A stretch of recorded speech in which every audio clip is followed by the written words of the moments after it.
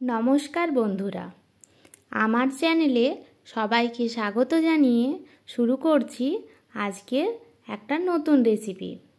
আজ আমি বানাবো পটল চিংড়ি। সেজন্য আমি নিয়েছি কয়েকটা পটল, একটা গোটা আলু, কিছুটা চিংড়ি মাছ আর টমেটো। সব আমি ভালোভাবে কুচিয়ে রেখেছি। এরপর আমি কড়াইতে দিয়েছি সরষের তেল। সরষের তেলের মধ্যে আলুগুলো দিয়ে অল্প লবণ ছড়িয়ে দিয়ে আলুগুলো ভালোভাবে ভেজে নেব। আলুগুলো আমি একটু বেশি লাল করে ভাজবো। আলু ভাজা হয়ে যাওয়ার পর কড়াইতে আমি দিলাম পটল। পটলের গায়ে অল্প লবণ ছড়িয়ে পটলটাও আমি একটু ভালোভাবে ভেজে নেব। পটলটা যখন আমি ভাজবো, গ্যাসের ফ্লেমটা কমিয়ে নরম করে ভাজবো। এরপর আমি ভেজে নিলাম চিংড়ি মাছগুলো। চিংড়ি মাছ ভাজা হয়ে যাওয়ার পর আলু, পটল আর চিংড়ি মাছ আমি প্লেটে তুলে নিলাম। এরপর আমি কড়াইতে দিলাম গোটা গরম মশলা, দারচিনি, লবঙ্গ আর এলাচ, আর দিলাম কুচিয়ে রাখা পেঁয়াজ। পেঁয়াজটা ভালোভাবে ভেজে নেব, একটু বেশি লাল করে ভেজে নেওয়ার পর পেঁয়াজের সাথে অ্যাড করলাম কুচিয়ে রাখা টমেটো। পেঁয়াজ আর টমেটো একটু ভালোভাবে ভাজা হয়ে যাওয়ার পর এতে আমি অ্যাড করে দেব গুঁড়ো মশলা। গুঁড়ো মশলা হিসেবে আমি দেব হলুদ গুঁড়ো, লঙ্কা গুঁড়ো, ধনে গুঁড়ো, জিরে গুঁড়ো আর দেব অল্প পরিমাণে সবজি মশলা।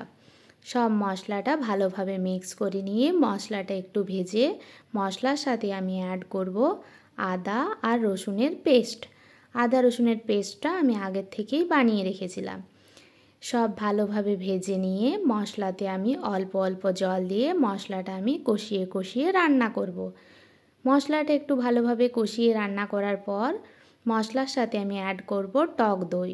যখন আমি টক দইটা দেব, গ্যাসের ফ্লেমটা অবশ্যই কমিয়ে নেব, কারণ টক দইটা নইলে কেটে যেতে পারে। এরপর আবার আমি কড়াইতে অল্প অল্প জল দিয়ে মশলাটা কষিয়ে কষিয়ে রান্না করব। প্রায় 10 মিনিট মশলাটা কষিয়ে আমি রান্না করব।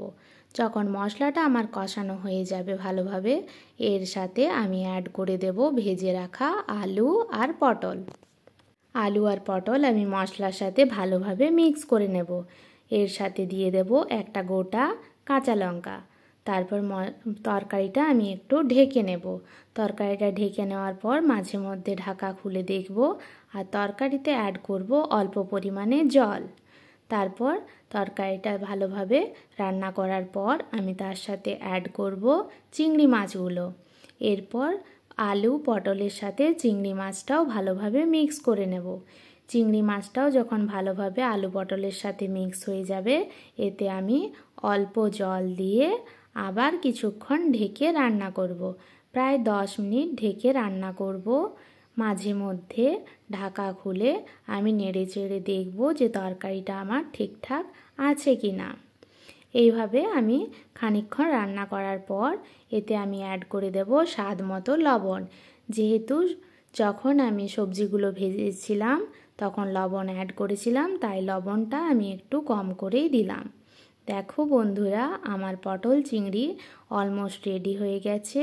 গরম গরম ভাতের সাথে খেতে খুব ভালো লাগবে।